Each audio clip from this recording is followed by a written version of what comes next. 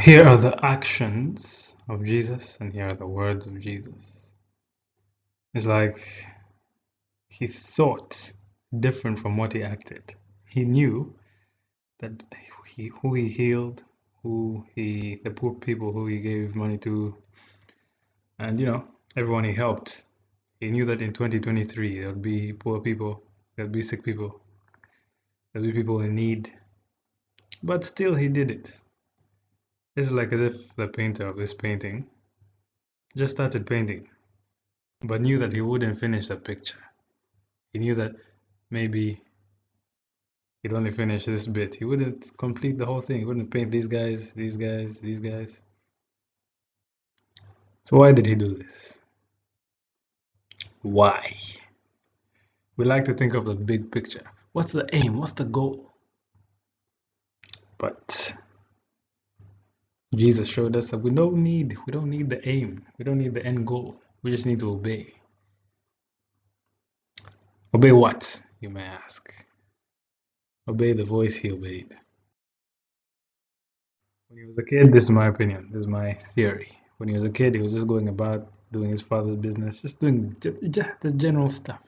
He went to the temple and everything, taught some people, things kids do. Yeah, he was God from birth, but he just put down his godhead, as Colossians says. He put down his knowledge, power, and he submitted it to the Father, only when the Father asked him to do it. The Son can do nothing of himself, but only what he sees the Father do. The only thing he came to learn in this world, in my opinion, according to the Bible, in Hebrews it says, he learned obedience through the things he suffered. So from this age to this age, he matured. Not in knowledge and power. He had all the knowledge and power, I believe. But he matured in obedience. Obedience to some voice he heard.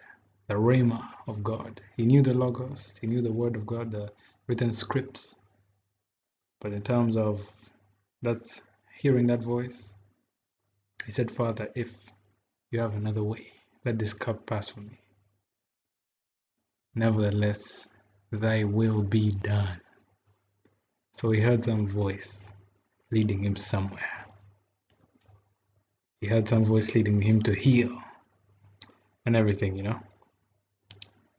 So, by one man's disobedience, death came into the world. Sin came into the world and death through sin. And by one man's obedience, life. So he knew the plan from the beginning. He knew the only answer to mankind and life in general and angels and everything, obedience. Through disobedience, simple, it wasn't even bad to eat from if you were to reason it out, it's not like a bad thing to eat from a tree, but obedience is the key. And through that, he redeemed us. So, yeah. Maybe we don't have to think about the big picture. Maybe we just have to obey the voice. How do we get to hear the voice?